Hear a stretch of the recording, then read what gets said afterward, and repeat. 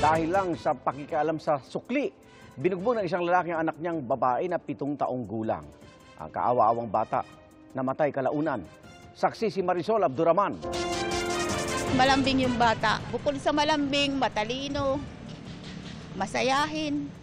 Sa mga larawan na lang mababalikan ni Margarita Napasya ang masasayang alaala kasama ang kanyang apo na si CJ Loren, ang 7 taong gulang na bata. Binawian ang buhay nitong August 26. Sobrang sakit kasi gusto ko siyang mabuhay. Ang mas masakit, mismo ang ama raw nito na si Carlo Dani ang nanakit sa bata. Kwento ng lola ni CJ, nagkalagnat ang biktima noong August 18. Sa labis na pag-alala, pinasundo niya ang apo noong August 21 sa dinala sa ospital. Binugbog daw pala si CJ ng kanyang ama. Anong ginawa sa'yo ng bata mo? Binugbog ka ba?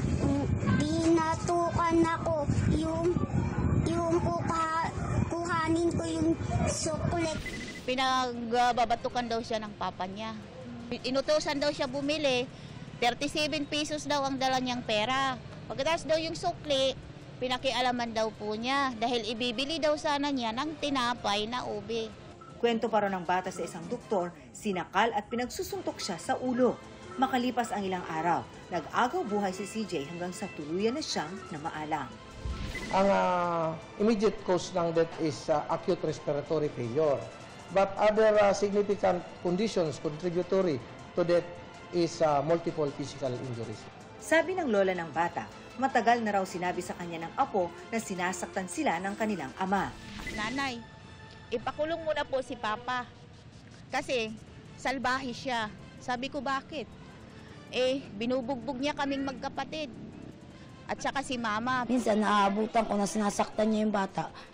Nag-aaway kaming dalawa. Siyempre ako bilang ina, pahayaan ko ba na masasaktan yung anak ko? Hindi na raw mahagilap ang ama ng bata na nag-iwan ng sulat. Ito po yung sulat kamay na na-recover natin doon sa bahay na Anong bearing ng sulat na yan, journalist? Parang admission ito. Saan mo na-recover to? Sa lamesa po nakapatong. Nakapatong po ng Bago siya isang umalis. Opo, kasi nabuta po na po yun. Kailan mo na-recover to? Yung araw na nakukuha ako ng damit. Patay na yung anak mo. Opo. Base sa datos ng PSA, sa mahigit 1,000 kaso ng pang-aabuso sa mga bata na tinutugunan ng DSWD simula January hanggang June 2022, 76 sa mga ito ay nakaranas ng physical abuse o pangmamaltrato. Inihahanda ng reklamong parricide laban sa suspect na at large na ngayon. Makabubuti raw ayon si MPD na sumuko na siya sa mga otoridad. Para sa GMA Integrated News, ako si Marisol Abduraman, ang inyong saksi. Mga kaibigan, samahan niyo kaming saksiyan ng mga balita. Mag-subscribe sa GMA Integrated News sa YouTube. Para sa mga kapuso abroad, samahan niyo kami sa GMA Pinoy TV at sa www.gmanews.tv.